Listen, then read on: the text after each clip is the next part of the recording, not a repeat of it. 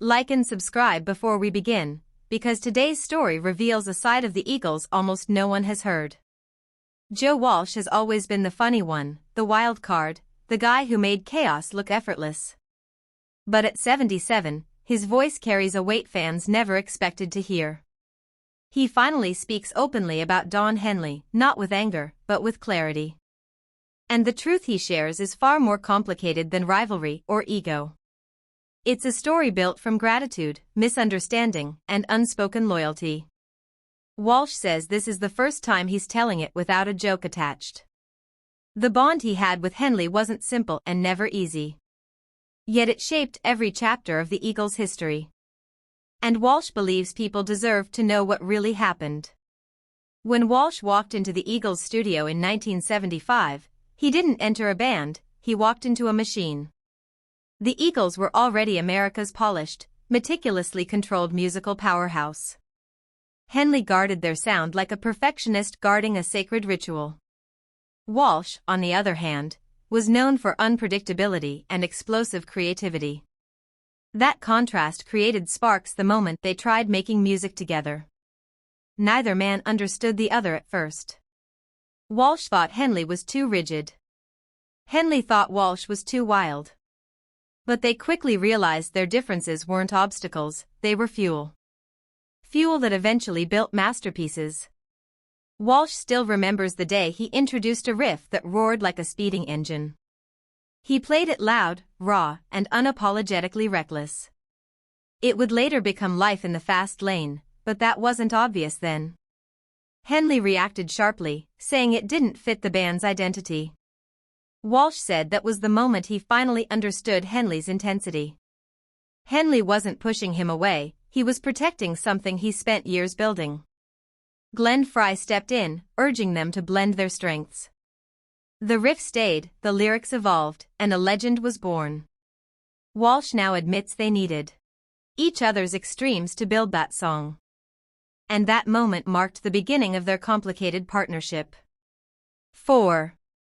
Looking back, Walsh says Henley's structure kept the band from collapsing. And Walsh's chaos pushed them into musical territories they never dared explore. Together, they formed a creative tension that defined the Hotel California era. Walsh didn't understand it then, but he does now. Henley wasn't trying to control him, he was trying to keep the band alive. The Eagles weren't just musicians, they were a fragile ecosystem. Every decision could break it or elevate it. Walsh's impulses needed Henley's discipline. Henley's discipline needed Walsh's danger. And they somehow met in the middle just long enough to change rock history. But the story becomes far heavier when Walsh talks about the early 1990s. By then, his addictions had consumed almost everything he valued. He was unreliable, unstable, and losing himself completely behind closed doors. The world saw the jokes, not the damage. And Walsh says most people around him had silently given up. Except one. Henley pulled him into a private meeting and confronted him without hesitation. It wasn't anger, it was desperation. Walsh says he can still hear Henley's voice saying, "Get sober or you won't survive this." It was the first time someone fought for him instead of abandoning him. Henley didn't just demand change, he took action. He personally drove Walsh to rehab, refusing to leave until he was checked in. For months, he called to make sure Walsh didn't slip away. Walsh kept this part of the story private for decades. He didn't want to embarrass Henley or dramatize the moment. But now, he says people deserve the truth. When he completed treatment, Henley left a guitar waiting for him. A simple Telecaster with a note, "Welcome back. Go be yourself again." Walsh says he cried when he read it. Because it was the closest Henley ever came to saying "I care." This part of their story rarely reaches the public. Fans prefer the simple labels, Walsh the rebel, Henley the perfectionist. But Walsh says those labels hide a deeper reality. Henley was the person holding everything together while Walsh fell apart. He protected the music, the band, and even Walsh himself. And he carried those responsibilities quietly. Walsh says Henley never wanted credit, he wanted survival. survival of the band, the legacy, and the people inside it. Walsh now admits Henley saved him in ways he never fully appreciated back then. And he owes him more than he can ever repay. Everything changed again in 2016 when Glenn Frey died. Walsh says he has never seen Henley break the way he did then. Frey wasn't just a partner, he was half of the band's foundation. Henley withdrew from everyone, grieving in silence. Walsh remembers finding him alone, listening to old demos. He didn't speak, just stared at the wall as music filled the room. Walsh realized Henley wasn't sure he could continue without Frey. He felt the Eagles were incomplete, an empty vessel. The pain was raw, heavy, and paralyzing. Walsh calls it the darkest moment the band ever faced. A few weeks later, Henley gathered Walsh and Timothy B. Schmidt. He told them he didn't want the Eagles to go on without Glenn. Not for money, not for fame, not for nostalgia. Walsh says Henley meant every word. He felt ending the band was the only respectful choice. But Walsh and Schmidt refused to let the legacy end that way. Walsh said Frey would want the music to live. And he believed Deacon Frey was the only person who could carry that torch. Henley took a long moment before responding. He finally nodded, but Walsh knew how heavy that nod was. Before their first show with Deacon, Henley pulled Walsh aside backstage. Walsh remembers the grip on his arm, tense but sincere. Henley whispered, "We do this for Glenn. And we do it right." It wasn't a performance, it was a mission. Henley oversaw every rehearsal with precision. He monitored harmonies, transitions, and even breaths between lines. Not out of ego, but out of duty.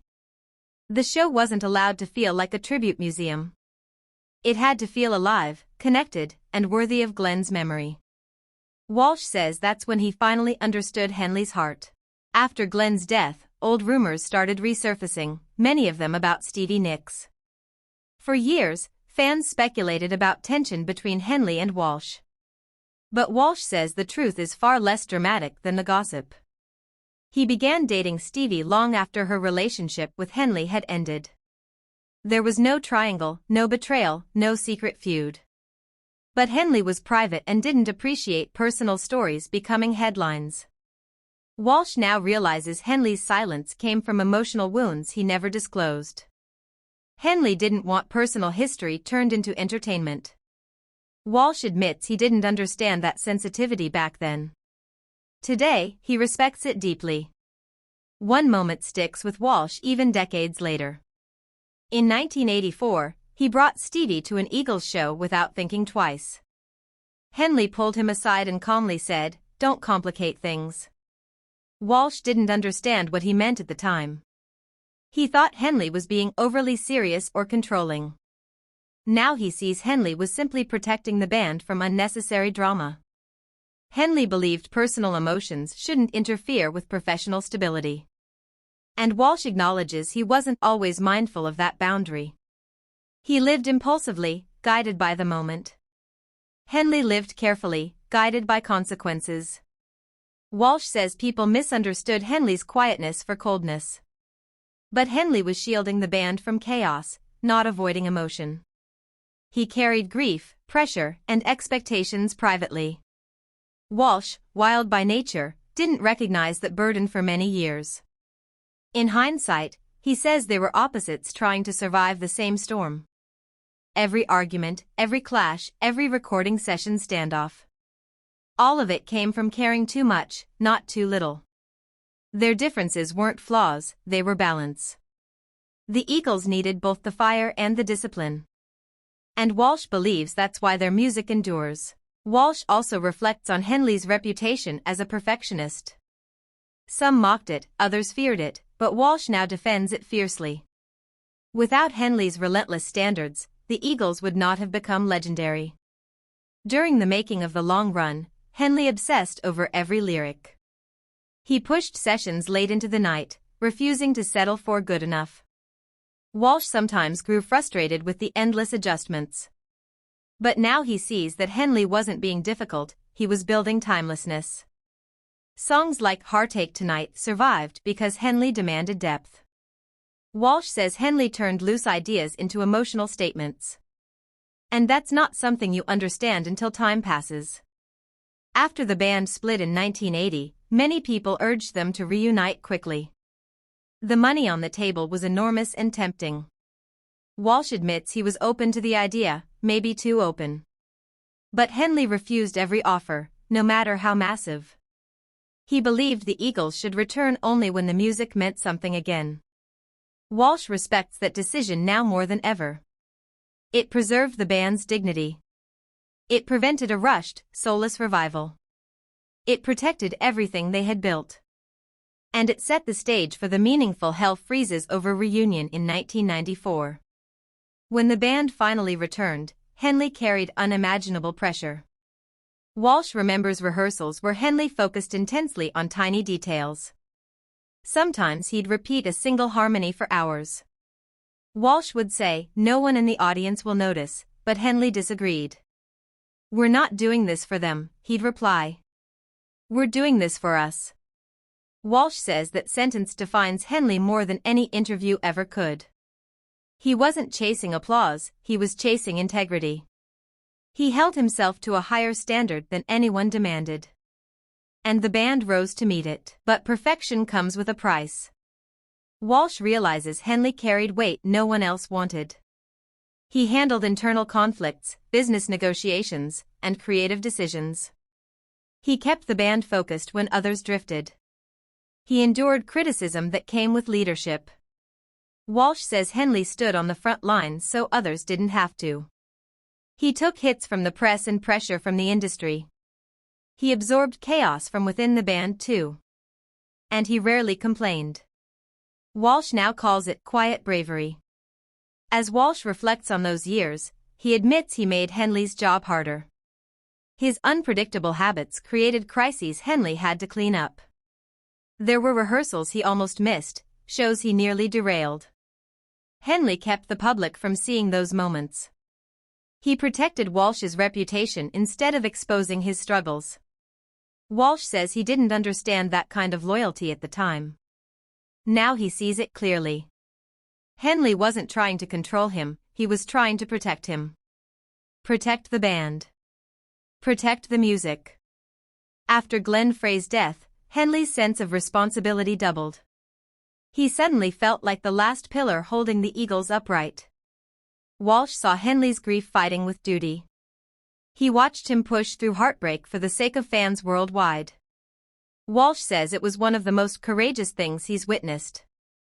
Henley didn't hide his sadness, but he also didn't let it stop the music. He believed Glenn deserved a legacy that kept breathing.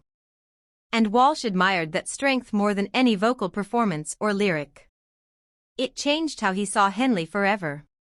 It made him understand the man behind the perfection. Today, at 77, Walsh speaks with a calm he never had before. He no longer tells these stories with humor as a shield. He talks about Henley with respect and vulnerability. He finally admits the truth he avoided for years. Henley wasn't his rival. Henley wasn't his enemy. Henley was the anchor he didn't know he needed. The person who dragged him back from the edge more than once. The person who refused to give up on him. Even when Walsh had nearly given up on himself. Walsh says Henley saved his life twice. Once through music, when joining the Eagles gave him purpose. And again through intervention, when addiction threatened everything. He says he doesn't know where he'd be without Henley's hard truths. The world saw Henley as strict, difficult, even cold. Walsh now sees him as fiercely loyal, deeply caring, and quietly heroic. A man who carried responsibilities that would have crushed others. A man who protected his bandmates even when they didn't realize it. A man who valued integrity over convenience. Someone Walsh wishes he understood earlier in life. Walsh says he and Henley were never designed to be easy friends. They came from opposite worlds, built from opposite instincts. But they were bound together by music that demanded everything from them. They survived battles, addictions, grief, and pressure no one saw. Walsh says their bond wasn't smooth, but it was real. It was forged in conflict and strengthened by loyalty. They didn't always agree, but they always cared. And that, he says, is what kept the Eagles alive. Not perfection. Not fame. But stubborn, messy, unspoken loyalty. He also says fans misunderstood their dynamic. People imagined them as clashing personalities forced into cooperation. But Walsh now explains something deeper. They weren't fighting each other, they were fighting for the same thing. The survival of the music. The weight of legacy. The pressure of expectations. And the responsibility of carrying one of the greatest bands in American history. Walsh says he now appreciates Henley not as a bandmate, but as the backbone of the Eagles. In his older years, Walsh talks more openly about gratitude. He admits he wasn't always easy to be around. He didn't always listen. He didn't always show up the way he should have. But Henley stayed by his side, even in difficult years. Even when he was messy, unpredictable, or spiraling. Walsh says not many people in life offer that kind of loyalty. Not many people tell you the truth when it's uncomfortable. Not many people care enough to intervene. Henley did. So when fans ask Walsh what he thinks of Don Henley today, he answers simply. He was the one who kept everything from falling apart. Not with grand speeches or dramatic gestures, but through discipline, courage, and relentless responsibility. Walsh calls him the shield, the guardian, and the reason he's still alive. Their story is not a perfect friendship, it's a human one. Filled with chaos, mistakes, compassion, and growth. And Walsh believes people deserve to know that truth. Which Eagles member should we explore next? Tell us in the comments, and don't forget to like and subscribe for more legendary stories.